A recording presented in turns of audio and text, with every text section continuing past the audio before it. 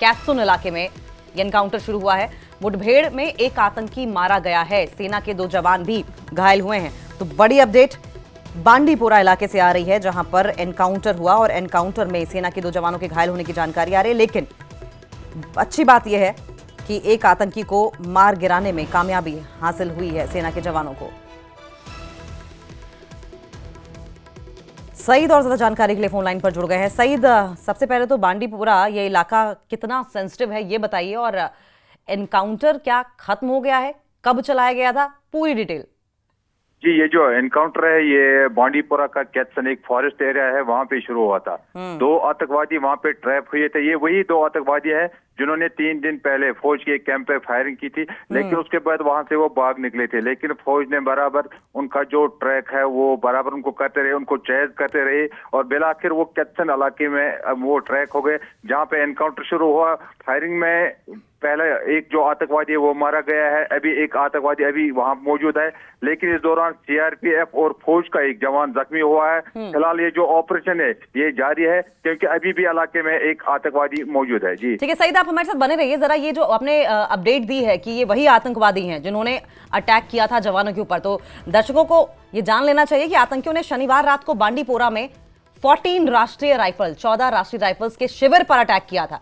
जवाबी जब कार्रवाई की गई तो ये दहशतगर्द वहां से फरार हो गए थे, और अब क्योंकि हंटिंग जवानों की लगातार जारी थी तो इसमें से एक आतंकवादी को ढेर कर दिया गया है।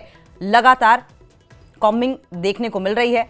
आपको बताएं कि हमले से कुछ समय पहले ही आतंकियों ने बड़गांव में 2 प्रवासी मजदूरों पर भी गोली चलाई थी, और इसके बाद सेना ने आतंकियों को पकड़ने के लिए घेराबंदी शुरू कर दी थी। सर्च ऑपरेशंस लगातार चलाए जा रहे थे, चेज लगातार किया जा रहा था। और उस दिन जब हमला हुआ था, जो जानकारी मिली थी वो ये कि रात लगभग 9:30 बजे बांडीपोरा जिले में सेना की 14 आरआर यानी कि 14 राष्ट्रीय राइफल्स के शिविर पर हमला किया गया था, और इस दौरान उन्होंने शिविर पर कुछ दूर से गोलीबारी की। आतंकियों ने बाहरी गेट पर तैनात संतरी को निशाना बनाने की कोशिश की थी, लेकिन उसने जवाबी कार्रवाई की। अन्य जवानों ने भी पोजीशन लेकर जवाबी फायरिंग की, और इसके बाद आतंकी वहां से फरार होने की कोशिश करने लगे, वहां से भाग निकले।